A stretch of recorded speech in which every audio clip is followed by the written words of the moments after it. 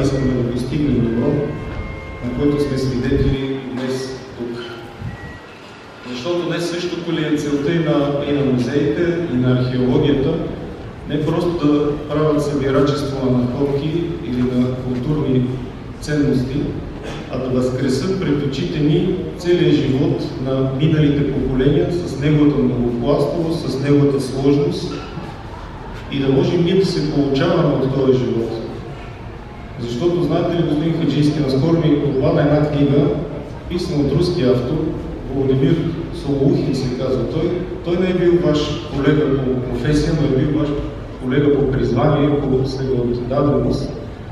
Защото в най-тъмните години на атеистичния строй в Русия, той обикаля не месеци, както вие сте направили, дори години, от село на село, от църква на църква и от обор на обор, за да събере едни обикновени черни дъски, така се казва неговата книга, черните дъски, където се оказва, че когато той започва с ваши колеги вече да надзърнат над или по-скоро под чернилката, се оказва произведение на изкуството, най-вече икони, които са били използвани през годините на разрушаване на опита да се разруши църквата за капандури на прозорци, за затискане на качета с сланина, за сковаване дори на ясли.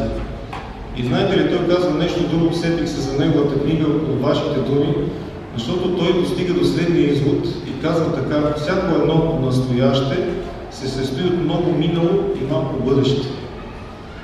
И знаете, че църквата, ние се присъединяваме към новите на нашия кмет, на господин Кулински, църквата високо цени вашия труд. Църквата уважава вашите усилия да съхраним миналото, за да го пренесем в бъдещето. Тя също е носител на традицията и идентичността, както вие казахте, за да може това, което ние днес градим като настояще, когато дойде време нашите дечица, вашата помощница да станат големи хора, да са имали едно стабилно минало, за да бъде то за тях едно добро настояще. И когато в последната си среща с вас ние се разговорихме и видяхме ентусиазма и плана, с който вие съхранявате историята на града ни, ние разбрахме, че вие ще бъдете благословен с успех от Бога, тъй като, както вие сам казахте, вие го правите именно за това. Това, което сме получили ние от нашите предци, достойно да го предадем и на нашите деца.